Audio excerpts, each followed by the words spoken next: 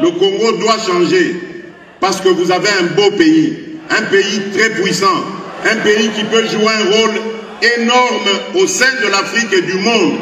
Et je vous fais le serment que d'ici la fin de mon mandat, vous allez voir un Congo nouveau, un Congo fort, un Congo puissant et prospère. Nicolas Kazadi, bonjour. Bonjour Sonia Rollet. Dans les rangs de l'UNC, certains pensent à un complot dit par le président. Je crois que c'est un réflexe partisan tout à fait normal, prévisible. Mais il faut laisser passer le temps de l'émotion et les choses reviendront à l'ordre. Et je crois qu'on y est déjà. Et on comprend que nous sommes en fait devant quelque chose d'historique dans ce pays. Que des autorités à un si haut niveau soient interpellées par la justice comme cela a été le cas, c'est très nouveau. Beaucoup de gens qui ont mon âge n'ont peut-être jamais vécu ça dans ce pays. L'UDPS et l'UNC se sont engagés au changement. Ils ont intitulé leur coalition Cap pour le changement. Cap pour le changement, c'est rebâtir la démocratie, construire l'état de droit, pas le contraire. Il faut savoir qu'il y a un audit qui est fait en même temps qu'une enquête judiciaire.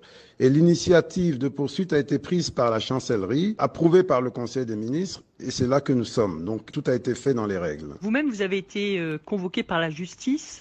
Est-ce que vous ne redoutez pas qu'il y ait d'autres arrestations, par exemple à la présidence, ou vous pensez que la présidence est prête à faire face à cette éventualité? Ma perception est que la présidence, non seulement elle y fait face, mais elle y fait face avec dignité et courage. Maintenant, en ce qui me concerne personnellement, je n'ai aucun problème. J'ai été entendu déjà 4 fois, je le serai probablement une 5e fois. Et je suis prêt à l'être autant de fois que nécessaire parce que c'est la justice de mon pays. Que répondez-vous justement à ceux qui, dans les rangs notamment du FCC, redoutent aujourd'hui une chasse aux sorcières, puisqu'on voit que le gouverneur de la Banque centrale est convoqué, qu'il y a des ministres qui sont convoqués, des anciens ministres qui sont convoqués? Il n'y a pas de raison que la moindre invitation à se présenter devant le juge soit interprétée comme une chasse aux sorcières. Les gens que vous citez ont été impliqués dans le processus du programme des 100 jours, qu'ils soient invités, il n'y a rien de plus normal. Ça ne veut pas dire qu'ils sont coupables ou condamnés. Le problème, c'est qu'on est à une ère avec les réseaux sociaux où toute invitation est interprétée comme une condamnation. Est-ce que vous ne redoutez pas quand même que cette affaire judiciaire fragilise le président de la République? On voit que l'opposition dit déjà que c'est difficile d'imaginer que le directeur de cabinet puisse agir sans l'accord de son patron. On voit aussi que cela crée des tensions au sein de la coalition au pouvoir. Je ne vois pas en quoi